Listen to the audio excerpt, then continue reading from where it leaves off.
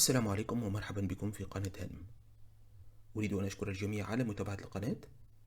أشكركم جميعا على الدعم وعلى هذه الثقة التي أفتخر بها. بعد التفاعل الكبير الذي كان من الأعضاء مع سلسلة كتاب السر للكاتبة الأسترالية روندا بايرن، والذي يتحدث عن سر الحياة الأعظم وهو قانون الجذب. قانون الجذب. نعد الأعضاء بأننا سنقوم بسلسلة مماثلة حول هذا الأمر باعتباره أمرا مهم لكسب الصداقات، وأرجو طبعا أن يتم استخدام هذه الأمور في الخير وليس في الشر. فيديو اليوم يتحدث عن مقولة نعرفها منذ الصغر، وتقول هذه المقولة: حبل الكذب قصير. هذه المقولة معروفة كثيرا في دولنا العربية، لكن لا أدري إن كان البعض منكم يدري قصة هذه المقولة. هذا ما سنتطرق إليه في هذا الفيديو. تبدأ القصة حين قام تاجر غني كان لديه العشرات من الخدم. في يوم من الأيام قام أحدهم بسرقة كيس من النقود يحتوي 1000 دينار، الأمر الذي أربك التاجر ودفعه إلى التفكير طويلا للوصول إلى حيلة ذكية يستطيع من خلالها كشف السارق. وبعد تفكير طويل توصل هذا التاجر الذكي إلى حيلة ذكية ساعدته على كشف الحقيقة. فماذا فعل؟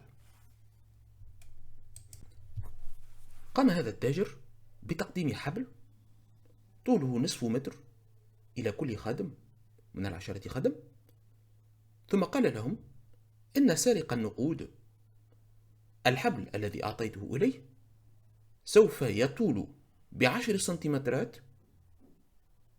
في اليوم التالي. وأمرهم جميعا أن يأتوا إليه في صباح اليوم التالي كل واحد بمفرده ومعه حبله. وبالفعل في اليوم التالي حضر الجميع في الصباح ومعهم الحبال التي أعطاها لهم، وهي بذات الطول ما عدا حبل شخص واحد، حيث كان أقصر ب10 سنتيمترات.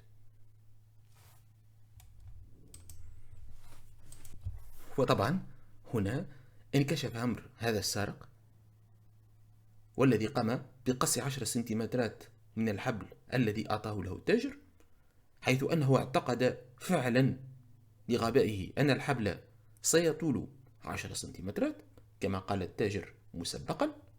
ومنذ ذلك الحين انتشرت مقولة التاجر حبل الكذب قصير لتصبح مثلا شعبيا معروفا في دولنا العربية. الحقيقة القصة نالت إعجابي، أرجو أن تكون قد نالت إعجابكم. نلتقي في فيديوهات قادمة. سؤالي للأعضاء: هل تعتقدون فعلا بأن حبل الكذب قصير؟ لا تترددوا في إعطاء آرائكم في التعليقات. نلتقي في فيديوهات قادمة. السلام عليكم.